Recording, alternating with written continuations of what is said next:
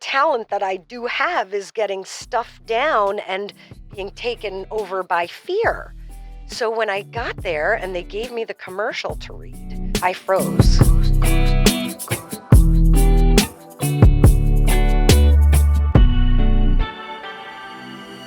Hello and welcome. Thank you for joining us on the Few podcast. Hi, Madison. Hi, Rob. How are you? Good. We're going to have a great conversation today.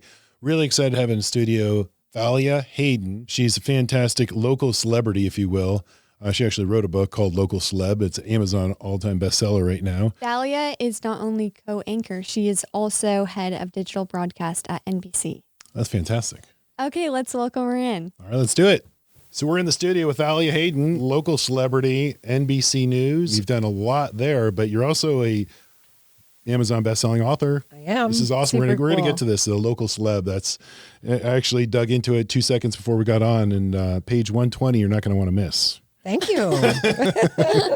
That's really good. Well, thank you for being here. And Madison and I are so excited that you're here, and thank you for your time. And let's get right into it. All right, let's do it. Let's talk about you. Okay. You spent your whole life, your career, interviewing other people. Correct. We're going to change it up for you today. It is weird when it gets flipped around a little bit. Fun. It takes a minute to get comfortable. So if there's some pointers throughout this conversation in our interview, and you want to, give a pointer or two to me that I'm not doing right. You seem pretty good. I'm welcome to any kind of feedback. That's great. It's so good to be open to feedback and constructive criticism, right? Oh, yeah. Just tell me what I'm doing wrong, and I'll try to get it right. All right. Tell me a little bit about yourself. Where'd you grow up? Grew up in New Jersey, a small suburban town called Demarest, New Jersey, very affluent community, about 20 minutes outside of Manhattan, New York City. As a youngster, I got the best of both worlds, suburban living, and then heading into the big city where it was so exciting, where I knew one day I'd want to be. I speak in sound bites, by the way, because It's really good. You'll notice that. That's really good. Especially when I'm being interviewed, because it's like you want the concise answer, but I'm going to try to break that a little bit and just be myself here, because we always want to see the authentic person, right? Yes. So you're growing up. Have you always wanted to be in front of the camera? Yes. From a very, very early age, I was that little girl saying, look at me, whether it was performing, singing, gymnastics, sports, whatever it was, I just really wanted to be seen. Yeah.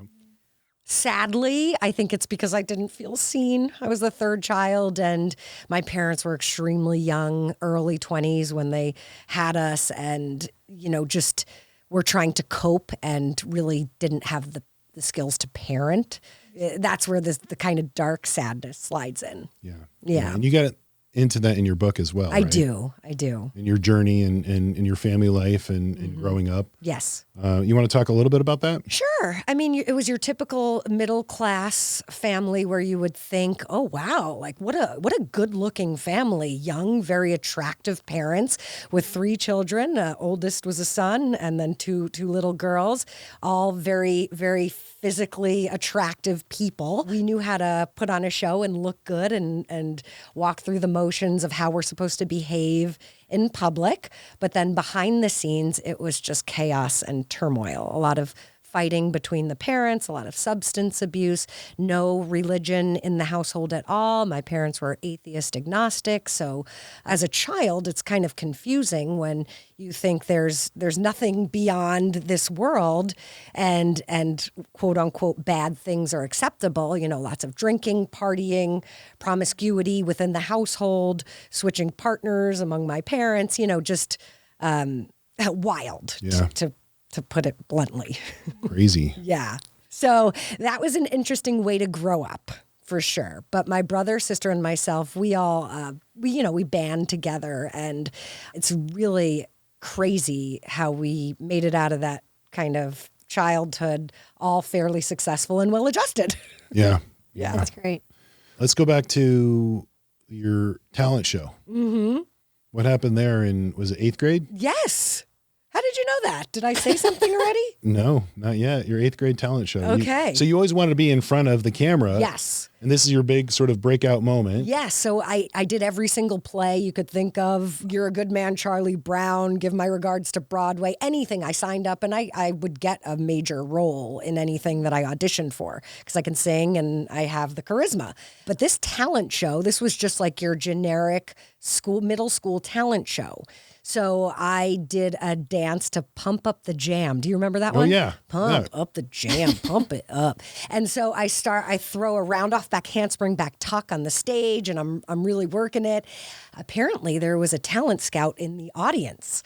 And after the talent show, she talked to my mother and she said, your child has something. I want to send her to Manhattan for an audition. Wow. And I do commercials, I do movies. So let's bring her on in. So you can imagine this little girl who always wanted to be seen being recognized. And out of all the kids that performed, I was the one that was chosen. Oh, that's wonderful. Yes. That's good. So let's not talk about the audition, though. Let's talk about the audition. Unless you want to. Yeah, let's go to the next step. Because of the way I was raised, my mother had no confidence.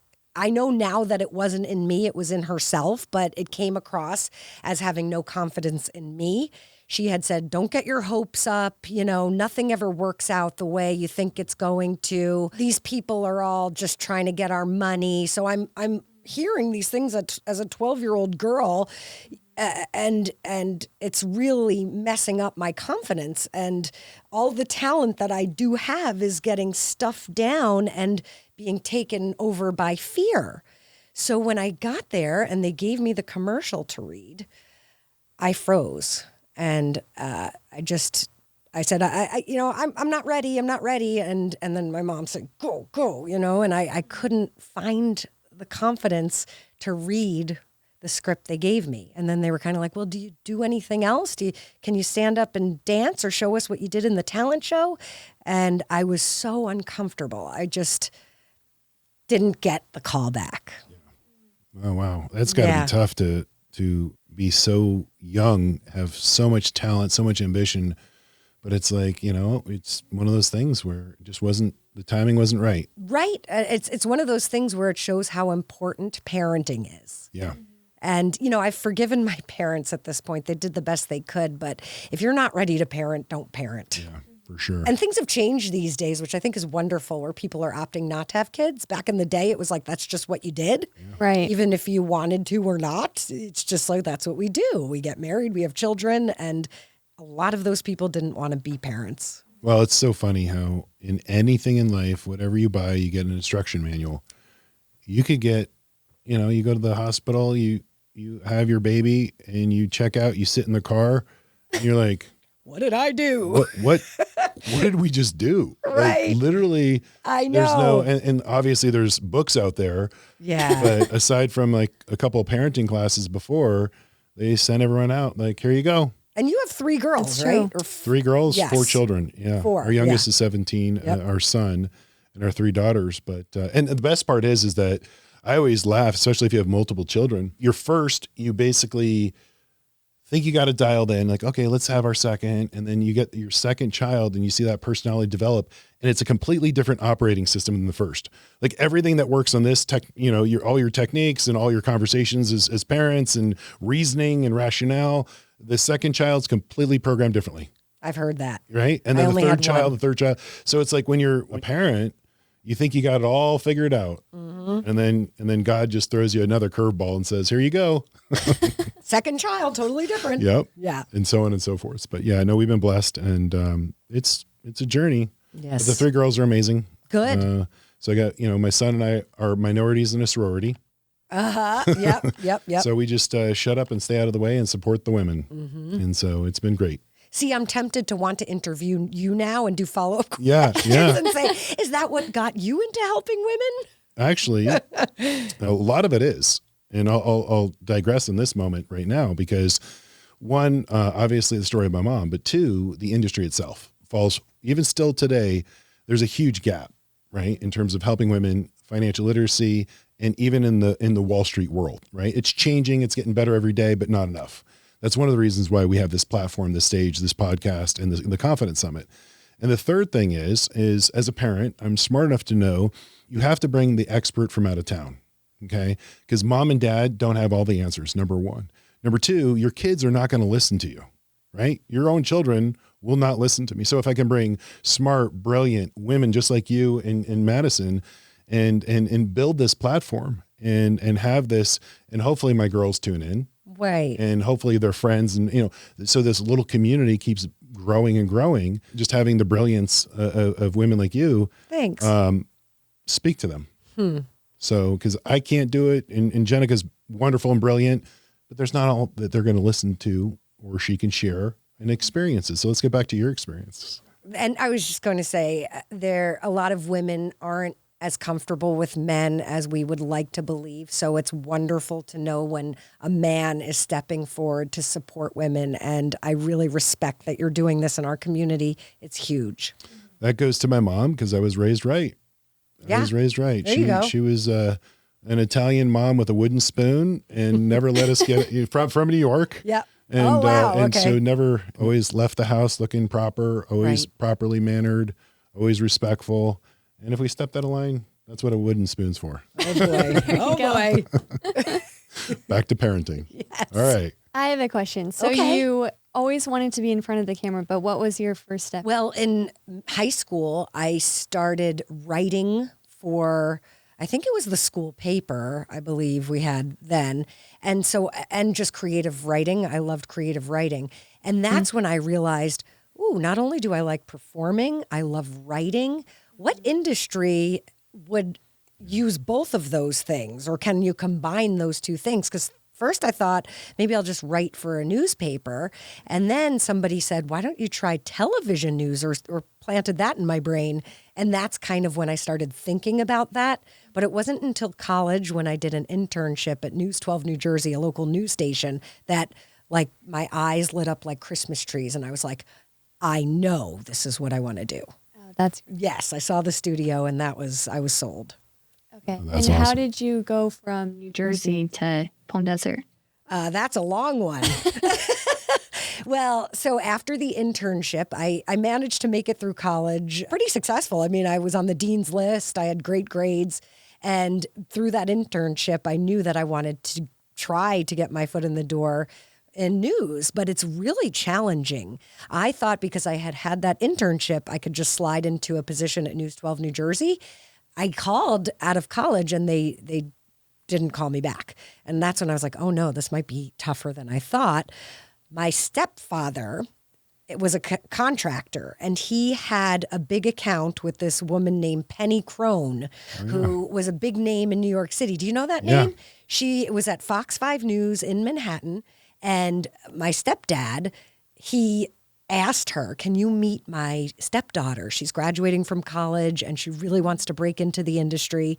So he set up that meeting. And as a little smart, diligent student, I learned everything I could. Google just became a thing in the internet. Yeah. So I researched Penny Crone, and I knew enough to know people love to talk about themselves, and they love when people love them. So I went in there, met her, and was like, oh, so you covered the firefighting event last week, and I see that before you were in Manhattan, you were at this news station, and she was blown away. That's awesome. So I got my internship right away at Fox 5 News.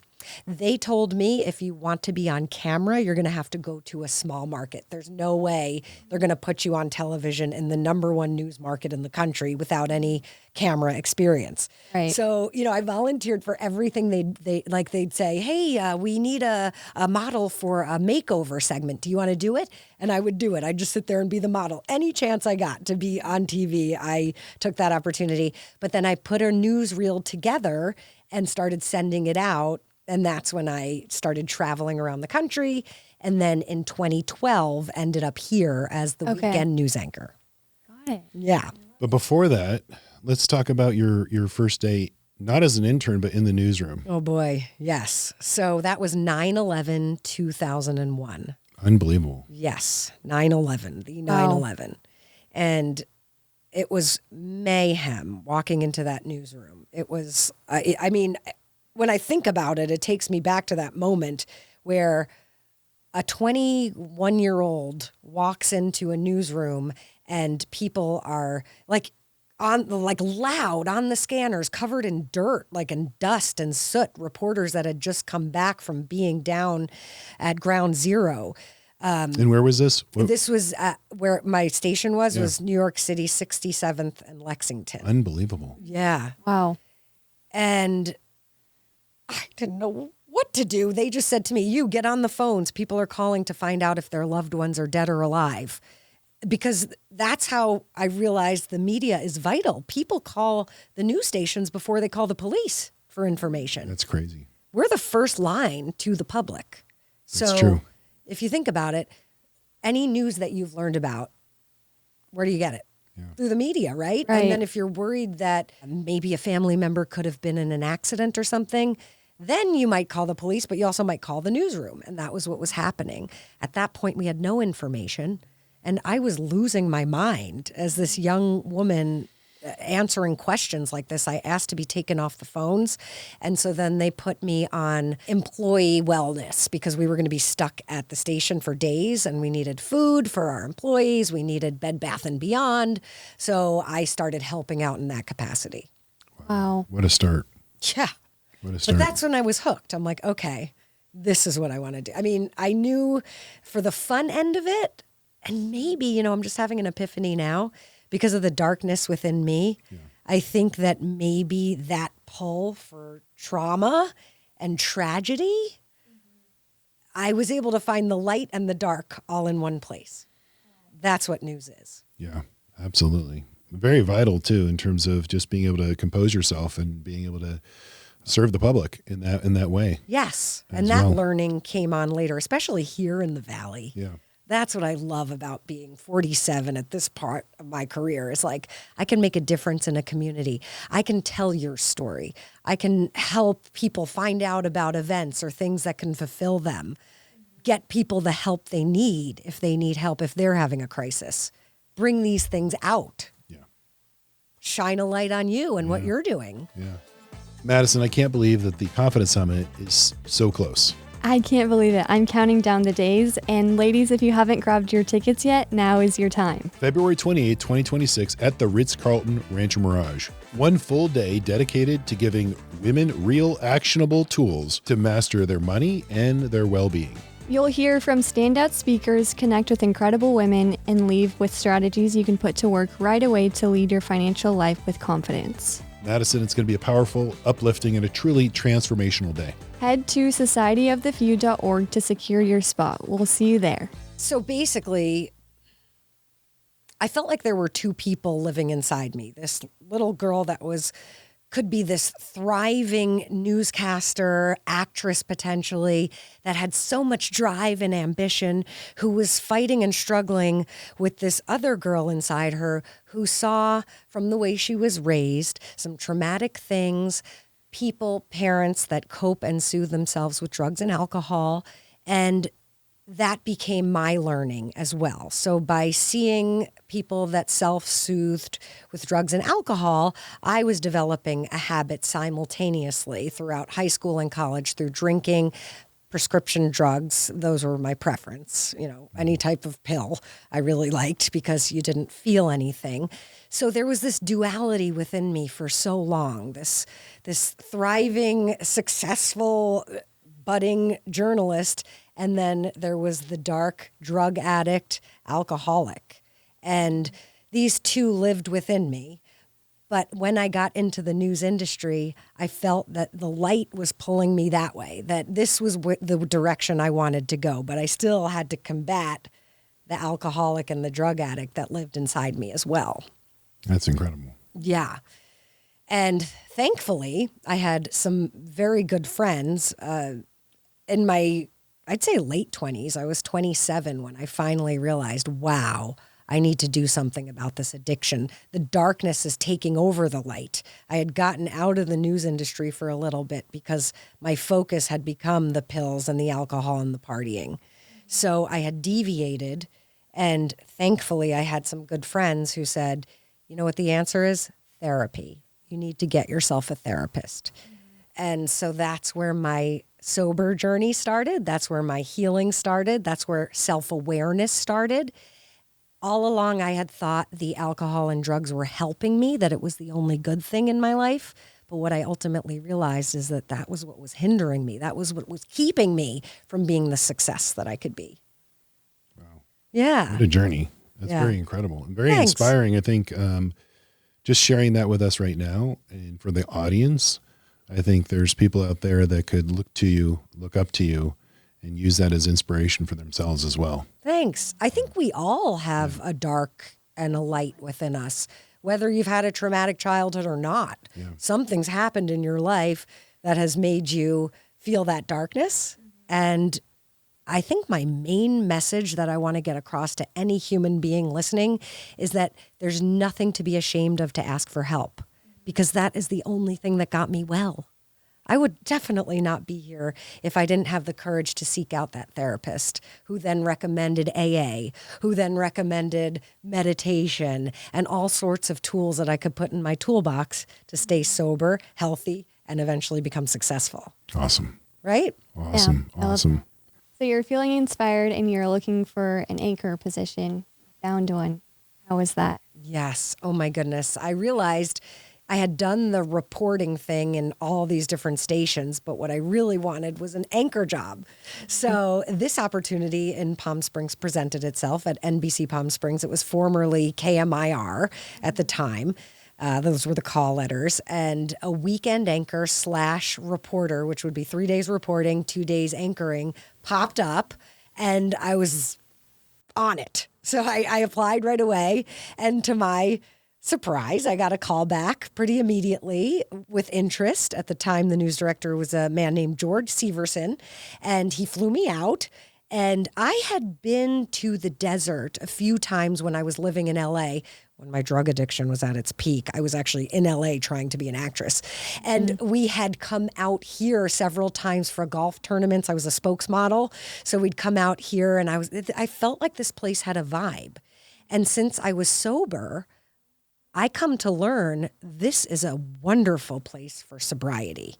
The Valley, there's something special and different about it. There really is. And it's a safe place to be sober. So not only did I find my dream job out here, I found great sobriety. And look, what is it? 13 years later, I'm still here. That's wonderful. Yeah. And I moved up the ranks within the news station too. So I went from weekend anchor to morning anchor to evening anchor. Then I had a baby and moved back to morning anchor because it was better for my schedule. Got tired of doing that, but still loved the station. So here I am as their digital reporter now. Now I do everything digital.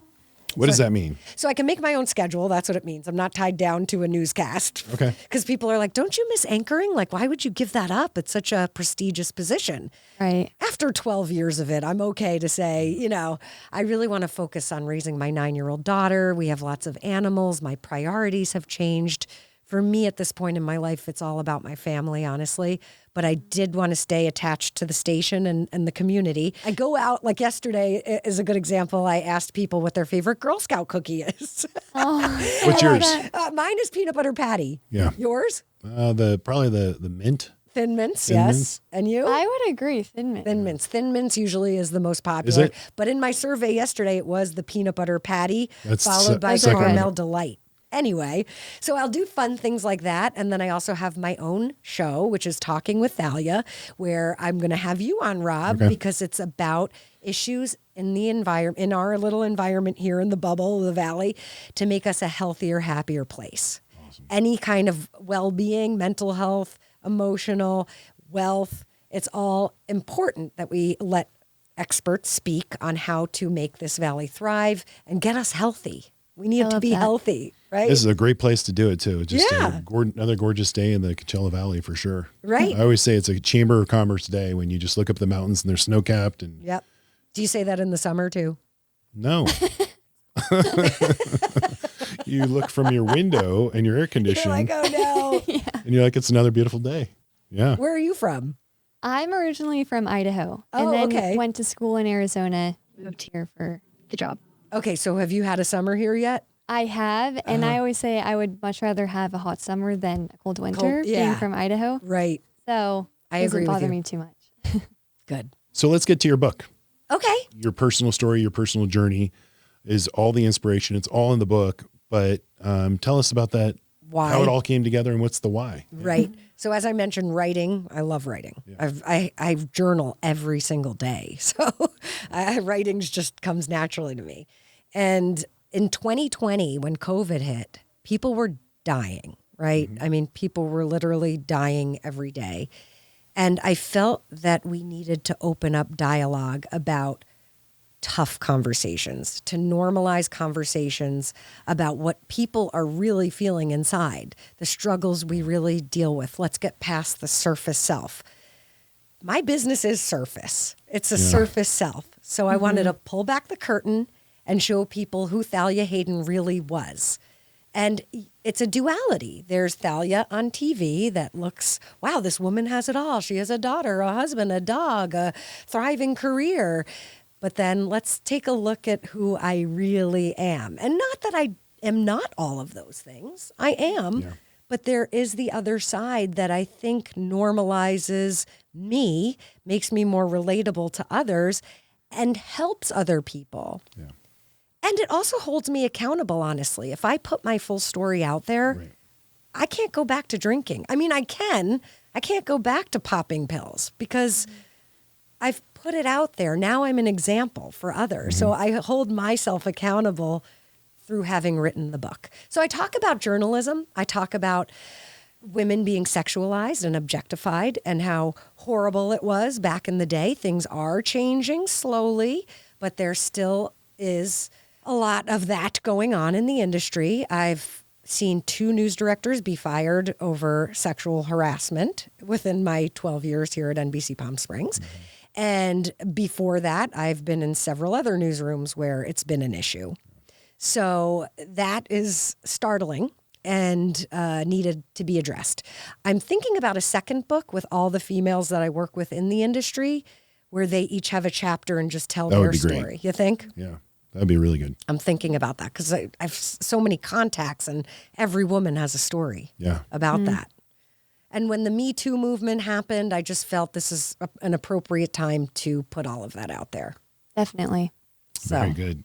It's been an unbelievable journey, but at the same time, you're a total superwoman because you're doing it all. Thanks. But also, you had to help your husband as well through some medical issues, health challenges, big time. Yes. Unfortunately, in 2024, we had one of those nights that you never dream of, Rob. I'm sure you can just relate to this. Anybody who has a spouse, imagine your wife just all of a sudden in the middle of the night is convulsing and you don't know what's happening and why. My husband had to be taken to the emergency room at Eisenhower. They were wonderful there. They said if he didn't come in when he did, he would have died. Oh there's no doubt that he would have died. His kidneys were functioning at 2%. Oh, no. Wow. He was in kidney failure. Oh, wow. He had to start dialysis right away, immediately. And, the lifespan for somebody on dialysis is 5 to 10 years if you're lucky. But it also does a number on your system and your brain and everything else. Just being on that treatment, it's 4 hours a day. 3 times a week. That's what it is that we were going to have to commit to, where you're hooked up to a machine in order to stay alive. If you don't do that dialysis, you die within a few days. So, goodness, things, I'm thriving. Things are great. Yeah. All of the therapy and AA and everything else that I've done to heal has paid off, living this wonderful life. But here we go, hit again. The wonderful thing is, once you have those tools under your belt, I didn't turn to alcohol. I didn't turn to drugs. I know enough. I have the wherewithal to handle tough situations in a healthy way and a support system. That's the most important thing. His brother steps forward and says, I will give him my kidney. Wow. They end up being a perfect match. The brother lives in Boston, Massachusetts.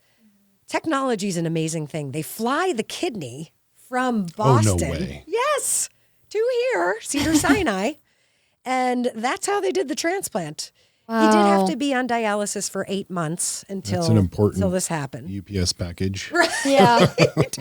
So it didn't kick in automatically. The kidney needed to defrost. Like, think of a chicken nugget that needs to defrost. Oh, they froze it. Yeah, I guess so. They freeze it. Yeah, I didn't. And the kidney doesn't start working right away. So I'm like, here we go again. Like, I can't take any, like, this is where, you have those moments where you're like, please no more. It took a few days for the kidney to kick in, but it did. Oh, thank God. So that was the little bump in the road, but kidney's working. Husband has a second chance at life. Yeah. Wow. We're flying high again. That's awesome. But isn't life just this It's roller what it is. coaster? I mean, the older you get, you'll realize this. It doesn't stop. Yeah, you just wake up and say, okay, you ask for God's grace and you just say, okay, what is it today? Yeah. And if there's nothing today that's bad, you appreciate that day so much more, right? For And sure. that's the Especially beauty. the older we get. It's like one of those things where, you just, You're like, be okay, grateful. today's a good one. Today's a good one. Yeah. For sure. So Yeah. Oh, that's today's a good one for sure. good. So this is exciting. And I want our audience to really appreciate where you are right now, nominated for Journalist of the Year. That's fantastic. For 2025, featured in Oasis Magazine, Women in Journalism, selected of one of 6 in Inspiring Women. Obviously, you're pioneering the digital platform for NBC. Yeah. That's just awesome. I'm going to take a minute to just soak that in. You because should.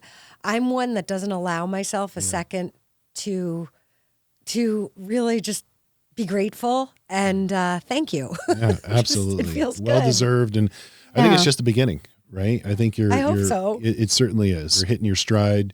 You're thriving. But I think there's a heck of a lot more that you have in terms of your path ahead, which is Thank awesome. you. It's exciting. And that's something I really want to stress to young women, because for so long I have been thinking that if I didn't do it by 40, I'm done. I'm a has-been. My looks are fading. That's what I thought a woman's worth was. I am so ready for the next chapter where it's not about my looks and it's about my brains and it's about my accomplishments. I hope that inspires you. Definitely. because I love that. we spend our younger years so focused on the physical, and that's going to go away. And now it's like, okay, let me show who I really am, my authentic self. And these honors and accolades, that's what I want to be known for. Not, oh, she was a hot blonde, Yeah. Yeah. Honestly, appreciate you saying that, because I'm still doing inner work in knowing that as a woman, it is possible to age and excel, and that people want to hear from a woman who's aging. It's in there. It's still an insecurity, but I'm going to fight that, and I'm going to show that we can, and younger women will have somebody to look up to. Well, just so you know, we have a client that actually is in Queens, New York, and she's 103. So you've got a lot of time ahead of you. This is, You're like, Thalia, you're not that old. But seriously, in the sense of, even for my daughters, one of my daughters was graduating college and worrying about getting a job and having all that stress and anxiety, and it all worked out, and she's gainfully employed and thriving herself. Great. But I think so many times in the social world, we put these pressures on ourselves. Like, everyone develops differently, and everyone develops in their journeys absolutely different. Everyone has their personal story to tell and share. And there's not like I have to be at 50, I have to do this, and I have to do, 40, I have to. So those benchmarks are relative to what? Right. Like, who are you measuring yourself? You should be measuring yourself to what God has, blessed you with. And, Right. and my gifts are unique, and your gifts are unique, and your gifts are unique. And that's what we're here for, is like to realize the full potential of what we've been blessed with. And one gift is not better than the other of what we've been blessed with. Our love job is to realize the full potential while the time that we're here. Yeah. And I think that's, tap into what your gift is. yes. Right? Yeah, everyone's different. And Yes. and for a reason. Mm-hmm. That's great. Well, Yeah. we're going to see a lot more of Thalia, and I can't wait to see all that's to come. But this is just an amazing opportunity to spend time with us in the podcast studio. And we really thank you for this. And, Thank you. We're looking forward to what 2026 has in store for you and your family, and all that we're blessed to be a part of. Thank you, Rob. And I appreciate this opportunity to sit here with wonderful people. Well, that was such an inspiring story from Thalia, who shared a lot about, what's behind the curtain, the lady behind the curtain. That's like, you see this, everything's all put together. What you see on TV, everybody Right. has something. I always say this, everybody has something that they're going through financially speaking, or just even in their lives in Right. general. And she shared a large part of her personal struggles and journey with addiction and family life. It's just going to be a great sort of leading light for those who maybe can relate to what Thalia shared with us. I'm so glad that she was on our podcast, and I'm sure that all of our listeners learned a lot from her. I know that I did. To close this episode, we have a couple quotes like we usually do. The first is by Gloria Steinem. The truth will set you free, but first it will piss you off. True. Our second quote is by Friedrich Nietzsche. That which does not kill us makes us stronger. It's a Kelly Clarkson song.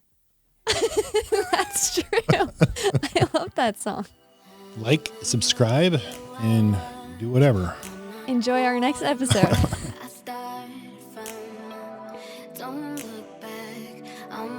This podcast is brought to you by David Field Producer.